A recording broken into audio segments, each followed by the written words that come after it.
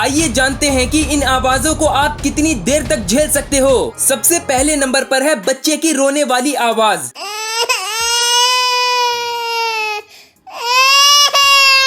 Next, अब आपको chalk board पर नाखून से खरोचने की आवाज सुनाई देगी।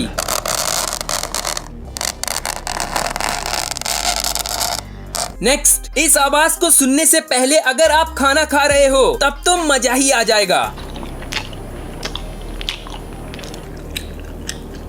नेक्स्ट, अब आप सुनने जा रहे हो दुनिया की सबसे वाहियात आवाज।